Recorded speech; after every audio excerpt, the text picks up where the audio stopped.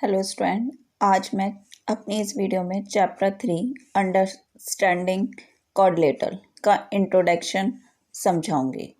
Means उसके बारे में क्लियर करूंगी, उसके बाद एक्सरसाइज एक्सप्लेन करूंगी।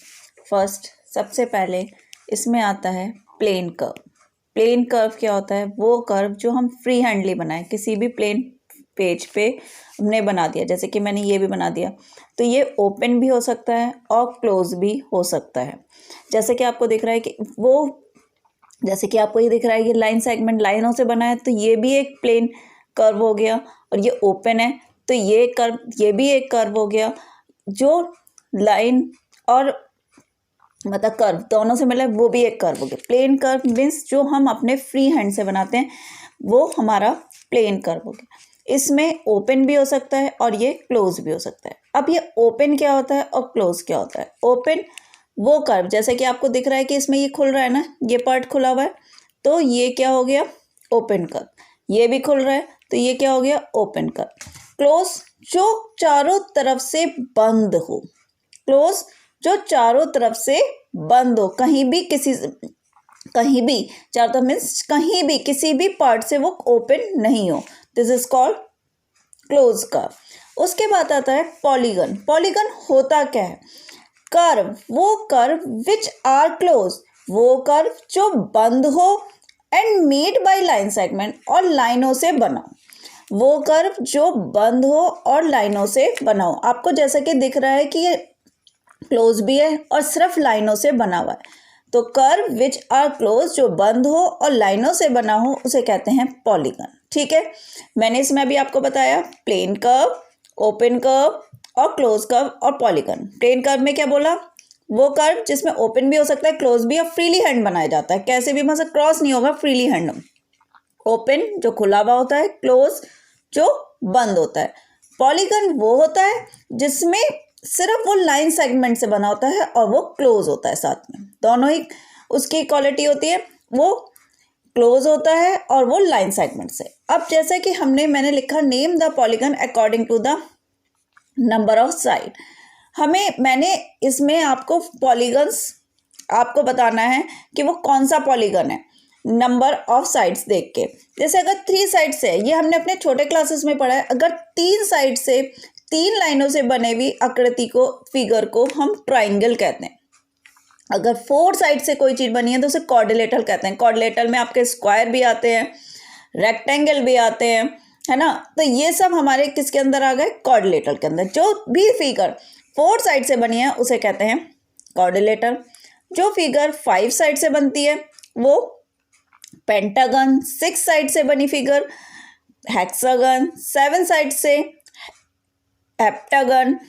8 साइड से ऑक्टागन। ऑक्टागन कैसे बनता है? ऑक्टोपस से। ऑक्टोपस पे आपको पता होना चाहिए उसके 8 लेग्स होते हैं, उसी से बना है ऑक्टागन। 9 साइड से नोनागन। 10 साइड से डेकागन। ये हमें पता होना चाहिए कि कितनी साइड से बने हुए, साइड के अकॉर्डिंग हमें एकदम पता चल जाना चाहिए कि वो किस तरीके का पॉलीगन है। लेकिन पॉलीगन वही होता है जो क्लोज भी हो और लाइन सेगमेंट से बना हो। नेक्स्ट हमारा आता है डायगोनल्स। डायगोनल्स क्या होता है? जैसे कि मैंने कोई फिगर बना ली, ठीक है, कोई भी बना ली, ये मैंने बना ली रफली क्वाड्रिलेटरल टाइप में। आपको ये दिख रहा है ABC। अगर मैं इन दोनों से तो नहीं, जो बी अंदर बी को डी से मिला देंगे, ये जो बना हुआ पार्ट है इसे क्या कहेंगे? डायगोनल। जो बाहर की मतलब वर्टेक्स ये भी है, लेकिन वो इससे इस वर्टेक्स से ये इसे भी नहीं मिला सकते ना। इसे अंदर कैसे मिलाया? बी को डी से मिलाया तो ये एक वर्टेक्स हो गई, और ए को सी से मिलाया ये एक डायगोनल हो गया, और ए और सी को मिलाया तो ये एक डायगोनल हो गया। तो डायगोनल्स जो अंदर वाले पार्ट्स, ये देखिए आपको दिख रहे हैं 2 वर्टेक्स मिले जो अंदर से मतलब मिल रहे हैं, मीट हो रहे हैं। इंटीरियर और exterior part of A curve क्या होता है? इंटीरियर मीन्स होता है अंदर वाला पार्ट और एक्सटीरियर मीन्स होता है बाहर वाला। इंटीरियर अंदर, एक्सटीरियर बाहर।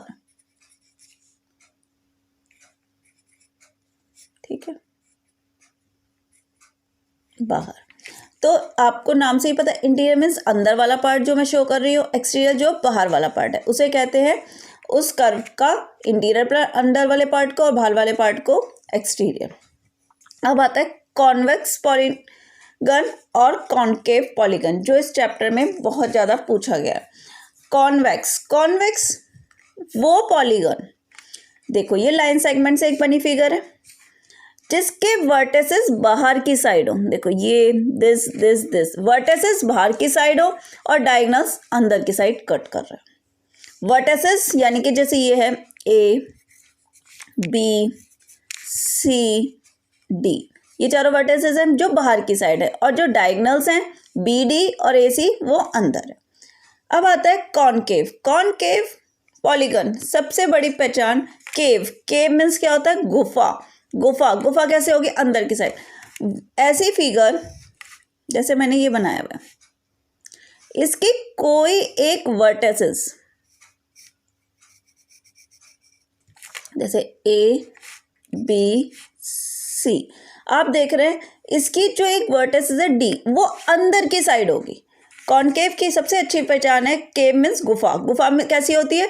अंदर की साइड, है ना। तो इसकी कोई भी एक वर्टिसेस अंदर की साइड होगी जैसे, और डायगोनल, इसका सबसे दो क्वालिटी होती है। एक तो एक वर्टिसेस अंदर की साइड होती है, और दूसरा जैसे ये इससे से मिला है तो ये इसका डायगोनल हो गया, और एक को सी से मिला है ये इसका एक डायगोनल जो है बाहर की साइड होगा, एक्सटीरियर होगा।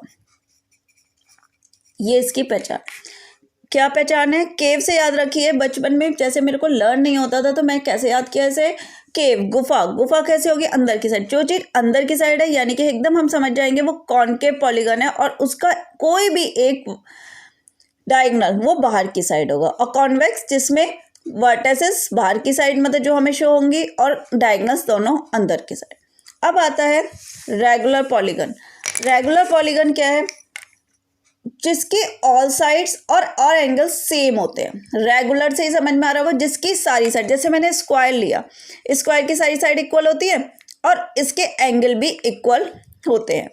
वो पॉलीगन जिसकी सारी साइड सेम हो और एंगल भी सेम हो, तो उसे क्या कहते हैं? Regular polygon. इसके लिए मैंने स्क्वायर का एक एग्जाम्पल ले लिया, एक ट्राइंगल ले लिया। आपको पता है इक्विलेटरल ट्राइंगल, जिसकी तीनों साइड इक्वल मतलब बिल्कुल सेम होती हैं, ये भी सेम है, ये भी सेम है, और एंगल भी सेम होते हैं 60-60-60। तो रेगुलर पॉलीगन वो पॉलीगन होता है जिसकी साइड्स भी इक्वल होती हैं और एंगल्स भी इक्वल होते हैं। अब आता है इरेगुलर पॉलीगन। नाम से ही पता चल रहा होगा, जिसकी ऐसा हो सकता है जैसे कि अब मैंने एक रेक्टेंगल ले लिया, आपको पता है रेक्टेंगल में अपोजिट साइड तो इक्वल है ना। अब ये इसके बराबर है और ये इसके, लेकिन चारों तो इक्वल नहीं है ना, एंगल इक्वल है। तो ऐसा हो सकता है कि एंगल इक्वल हो लेकिन साइड इक्वल नहीं हो, तो वो इरेगुलर पॉलीगन ही होगा। रेगुलर में सारी साइड भी इक्वल होती हैं और सारे एंगल भी होते हैं। इरेगुलर में क्या है कि आप देख रहे हो इस फिगर में कि साइड तो डिफरेंट है, ये दोनों सेम है लेकिन ये दोनों, सारी साइड तो इक्वल नहीं है लेकिन एंगल सेम है लेकिन साइड इक्वल नहीं है, तब भी वो इरेगुलर पॉलीगन ही होगा। हमारा नेक्स्ट टॉपिक आता है angle sum property of polygon, जो इस चैप्टर में सबसे ज़्यादा यूज़ होने वाला है। इसको बहुत ध्यान से समझिएगा, बहुत ध्यान से। Angle sum property of polygon, इसके लिए हमें फॉर्मूला याद होना चाहिए, sum of angle of a polygon. Formula होता है नंबर ऑफ साइड -2 × 180। क्या फॉर्मूला होता है sum of angle of a polygon निकालने का? Number of side -2 × 180। अब जैसे मैंने एग्जांपल के तौर पे लिया ट्राइंगल, आपको पता है ट्राइंगल में कितनी साइड्स होती हैं? 3। मैंने फॉर्मूला लिखा sum of angle of a polygon is equal to number of side -2 × 180। आपको दिख रहा है ये साइड्स कितनी है इसमें? ट्राइंगल में 3, तो मैंने नंबर ऑफ साइड 3 लिख दी, -2 ऐसे कॉपी किया, मल्टीप्लाई 180। आप 3 में से 1 माइनस करोगे, वो 3 में से 2 माइनस करोगे तो 1 आएगा, 1 × 180 180।